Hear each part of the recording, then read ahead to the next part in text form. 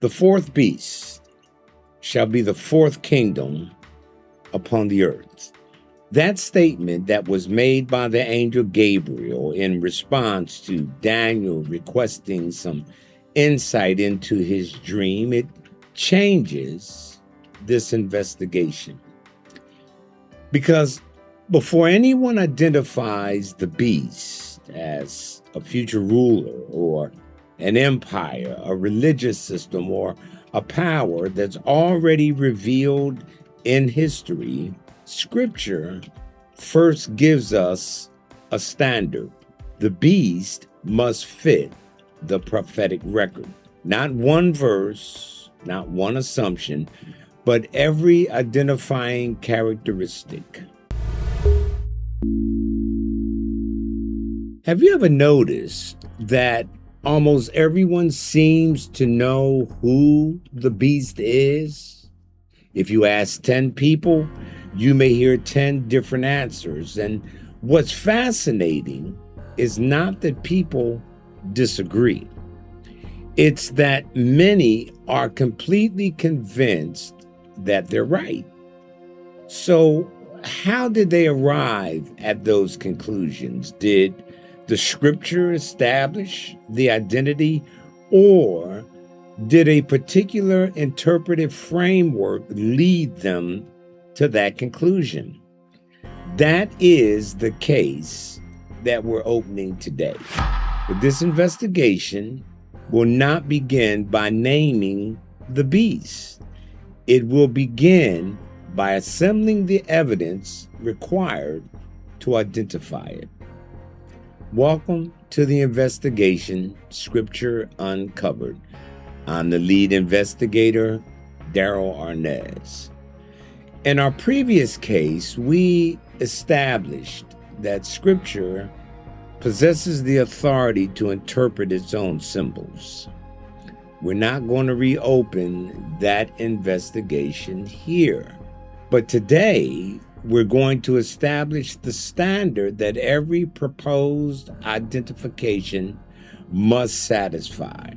Now, before we call the first witness, we need to understand why sincere students of Scripture often reach different conclusions. They may read the same passages, yet they're beginning with different interpretive lenses. And the lenses or the framework that we use shapes what we see and shapes what we expect the prophecy to describe. One of those frameworks is known as dispensationalism, and it generally places a major emphasis on future prophetic fulfillment. And within that framework, the beast is often understood as an individual who will appear towards the end of human history. Now, another framework is known as historicism. It approaches the same passage as a prophetic sequence that unfolds progressively throughout history. And within that framework, the beast is often understood as a historical power or a system whose influence develops across time. Now, this doesn't automatically make one position right or the other one wrong. It does, however, explain why the conclusions can be so different. We're not going to choose a framework first and then force the biblical record to fit it. We're going to hear the witnesses. We're going to compare their accounts, and then we're going to allow Scripture to establish the identifying criteria. So let's call the first witness, Daniel. Long before the book of Revelation was written, Daniel received a vision that became foundational to biblical prophecy. In Daniel chapter 7, we read, "In the first year of Belshazzar, king of Babylon, Daniel had a dream and visions of his head upon his bed, and he wrote the dream and he told the sum of the matters. Daniel spoke and said, I saw in my vision by night, and behold, the four winds of the heaven strove upon the great sea, and four great beasts came up from the sea, diverse one from another. Daniel doesn't see one beast, he sees four. Each is different. The first resembled a lion with eagle's wings. The second was like a bear. The third resembled a leopard with four wings and four heads. Then comes a fourth beast. This beast was unlike anything Daniel had ever seen. It was strong, terrible, exceedingly powerful. Daniel records the details, but he doesn't invent their meaning. Daniel asked for the truth. And in Daniel chapter 7, verse 19, we read, Then I would know the truth of the fourth beast, which was diverse from all the others, exceeding dreadful, whose teeth were of iron and his nails of brass, which devoured, brake in pieces, and stamped the residue with his feet. Daniel's attention settles on the fourth beast. Its character, its actions, its uniqueness, all demand further examination.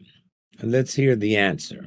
In Daniel 7:23, thus he said, The fourth beast shall be the fourth kingdom upon earth, which shall be diverse from all kingdoms, and shall devour the whole earth, and shall tread it down and break it in pieces.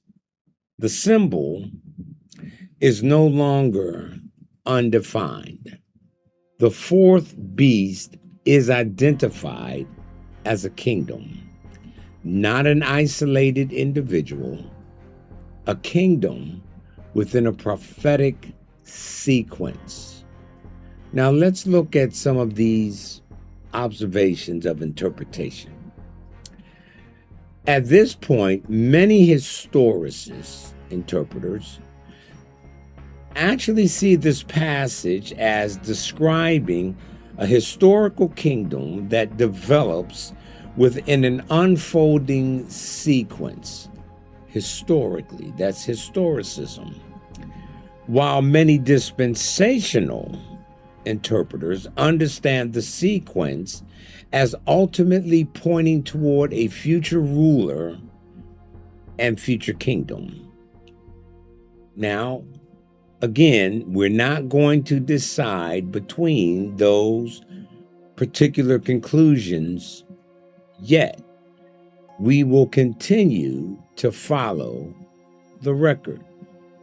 Before we continue, if you're following the evidence with us, take a moment to join the investigation.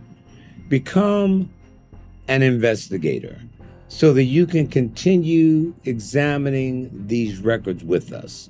One witness, one passage, and one discovery at a time. But let's look at the prophetic sequence. Let's look at some corroborating evidence on this sequence. Because if the fourth beast is the fourth kingdom, then the first three provide the sequence that actually locates it. Daniel chapter 2 gives this corroborating witness, uses different symbols, but the same progression. Remember Nebuchadnezzar's dream. He had the head of gold, Babylon, the breast and the arms of silver, Medo-Persia, the belly and the thighs of brass, that's Greece, the legs of iron, Rome. Daniel chapter 2 is using metals. Daniel chapter 7 uses beasts. It's two visions presenting the same succession of kingdoms. That agreement gives us a traceable historical framework. Now let's look at this power that's emerging from this beast, because the account now moves beyond the fourth kingdom. Daniel 7:24. And the 10 horns out of this kingdom are 10 kings that shall arise, and another shall arise after them, and he shall be diverse from the first, and he shall subdue 3 kings. And he shall speak great words against the Most High, and shall wear out the saints of the Most High, and think to change times and laws. The interpretation accompanies the symbols. The 10 horns are 10 kings arising from the fourth kingdom. Then another power rises after them. Again, Daniel does not name that power at this point. What he does is describes it, its origin, its relationship to the other kings, its words against the Most High, its treatment of the saints, its claim concerning times and laws. Another interpretive observation. Historicist interpreters generally search the historical development that followed the division or the fall of the fourth kingdom, which was Rome. Dispensational interpreters generally look toward a future configuration of rulers and a final individual power. Both claims must be tested against every characteristic that Daniel has supplied. Description comes before identification. That's the standard that we're also going to carry into the next episode. Now, let me ask you the case question. Based on the testimony that we've examined so far, what kind of power do you believe Daniel is describing? An individual, a kingdom, or a system that develops through history? Place your answer in the comments and tell us which piece of evidence actually led you there. But Daniel's account doesn't stand alone, because a later biblical witness actually expands the record. Let's call the Apostle John. Nearly 600 years after Daniel, John receives a prophetic vision. It's a different setting, it's a different audience, but it's the same God. Revelation chapter 13, beginning at verse 1. And I stood upon the sand of the sea, and I saw a beast rise up out of the sea, having 7 heads and 10 horns, and upon his horns were 10 crowns, and upon his heads the name of blasphemy. And the beast which I saw was like unto a leopard, and his feet were as the feet of a bear, and his mouth as the mouth of a lion. Notice that John's imagery deliberately seems to return us back to Daniel: the leopard, the bear, the lion. Daniel, remember, presented them as successive beasts. John presents one beast bearing all of their characteristics. This later testimony does not begin a new prophetic record, which is why to understand the book of Revelation, we must understand the book of Daniel. Revelation builds upon Daniel.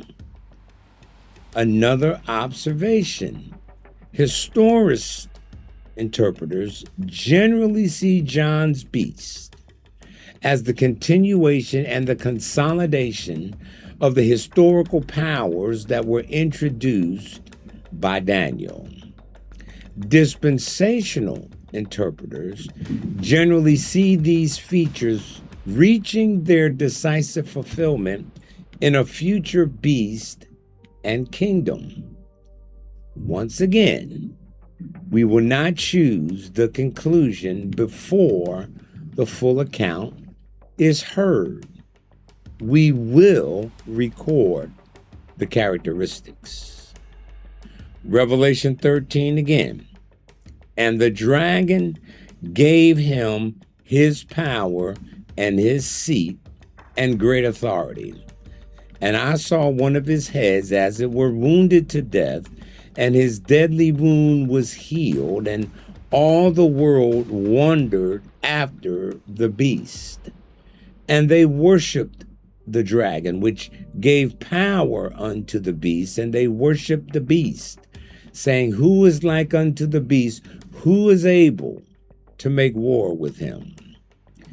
John adds more identifying details.